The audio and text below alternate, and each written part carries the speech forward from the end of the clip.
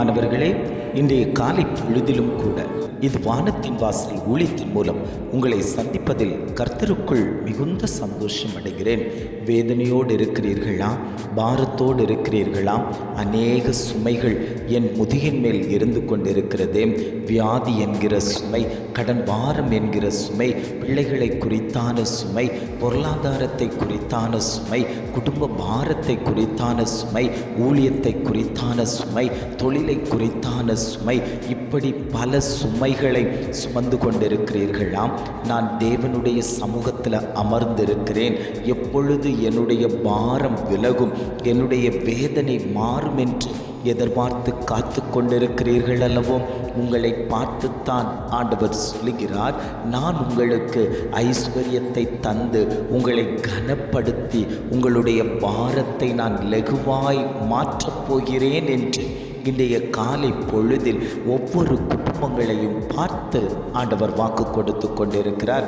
இன்றைய காலை பொழுதிலும் கூட ஆண்டவர் நமக்கு தரக்கூடிய நல்ல வார்த்தை என்னவென்றால், நீதிமொழிகள் 10ஆம் அதிகாரம் 22ஆம் வசனம் இவ்வாறாக சொல்லுகிறது, கர்த்தரின் ஆசீர்வாதமே ஐஸ்வர்யத்தை தரும், அதனோடு அவர் வேதனையை கூட்டார். வசனம் இவ்வாறாக சொல்லுகிறது, கர்த்தரின் ஆசீர்வாதமே ஐஸ்வர்யத்தை தரும், அதனோடு அவர் வேதனையை கூட்டார்.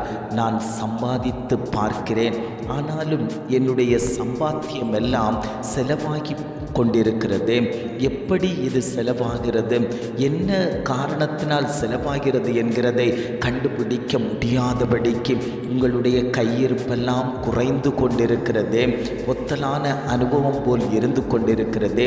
எப்பொழுது இதிலிருந்து ஒரு மாற்றம் வரும்?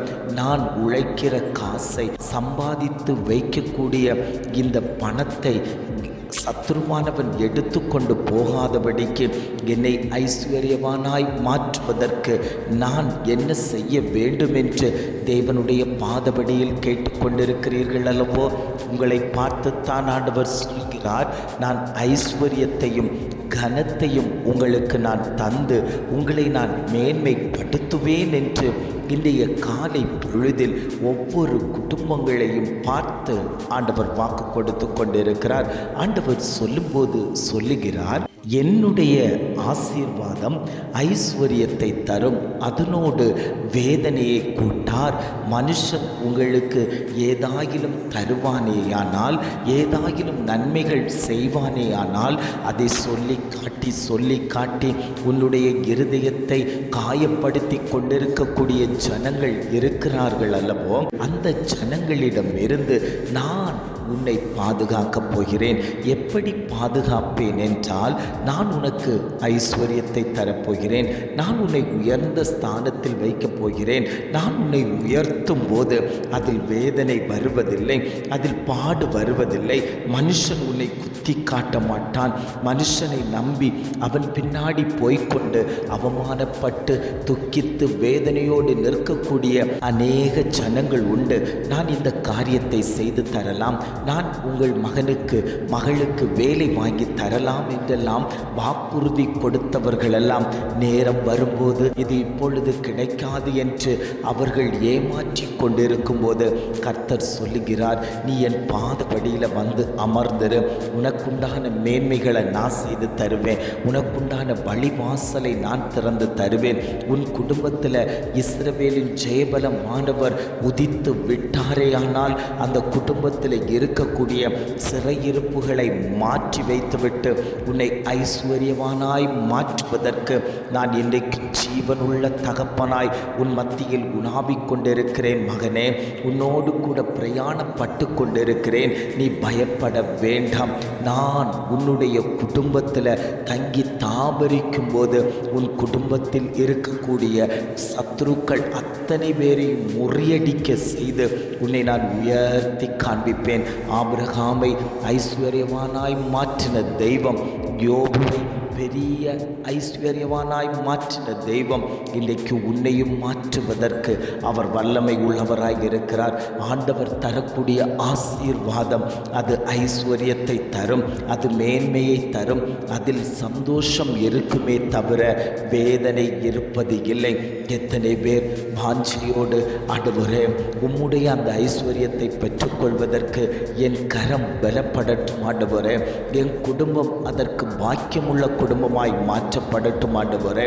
வேலை செய்கிறதெல்லாம் வீணாய் போய்கொண்டிருக்கும் போது கர்த்தருடைய ஆசீர்வாதம் எங்கள் குடும்பத்தில் இருக்கும்போது அது எங்களை உயர்த்துமே, அது எங்களை மேன்மைப்படுத்துமே, அது எங்களை தடைப்படுத்தாமல் எங்களை நல்வழியில் நடத்துமே என்று எத்தனை பேர் வாஞ்சித்து தேவ சமூகத்தில் அமர்ந்து கொடுக்கிறீர்களோ ஆண்டவரே, உம்முடைய அந்த பொக்கிஷ சாலை திறக்கப்படட்டும், இரும்பு தாழ்பால்கள் முறிக்கப்படட்டும்.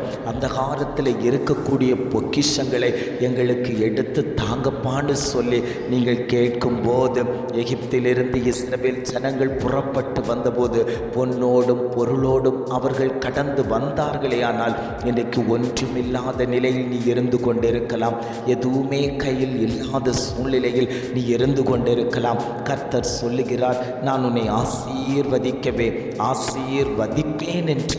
ஆவியானவர் இன்றைய காலை பொழுதில் ஒவ்வொரு குடும்பங்களையும் பார்த்து ஆண்டவர் வாக்கு கொடுத்து கொண்டிருக்கிறார். ஜெபிக்கலாமா? அன்பின் பரலோக பிதாவே, இந்த காலை பொழுதுக்காக நாங்கள் உம்மை துதிக்கிறோம், ஸ்தோத்தரிக்கிறோம் ஆண்டவரே. இந்த காலை பொழுதிலும் கூட ஆண்டவர் எங்களுக்கு தந்த நல்ல வார்த்தைகளுக்காக நாங்கள் உமக்கு நன்றி செலுத்துகிறோம் ஆண்டவரே. கர்த்தரின் ஆசீர்வாதமே ஐஸ்வர்யத்தை தரும், அதனோடே அவர் வேதனையை கூட்டார் என்று அழகான ஒரு வாக்குத்தத்தமான வார்த்தையை எங்களுக்கு தந்தீங்கள் ஆண்டவரே. நீர் எங்கள் குடும்பத்தில் தங்கி தாபரிக்கும் போது அது ஐஸ்வர்யமாய் மாற்றப்படும், அது ஆசீர்வாதமாய் மாறும். அந்த பாக்கியத்தை நாங்கள் பெற்றுக்கொள்வதற்காக நாங்கள் ஜெபிக்கிறோம் ஆண்டவரே. இதை கேட்டுக்கொண்டு இருக்கக்கூடிய குடும்பங்களில் இருக்கக்கூடிய சிறையிருப்புகளை கர்த்தர் மாற்றி அந்த குடும்பங்கள் ஐஸ்வர்யமுள்ள குடும்பமாய் மாறுவதற்கு கர்த்தர் இரக்கம் செய்யும்படியாய் நாங்கள் ஜெபிக்கிறோம் ஆண்டவரே. ஒரு குறைவும் இல்லாமல் இம்மட்டுமா எங்களை வழி நடத்தினீரே ஆண்டவரே.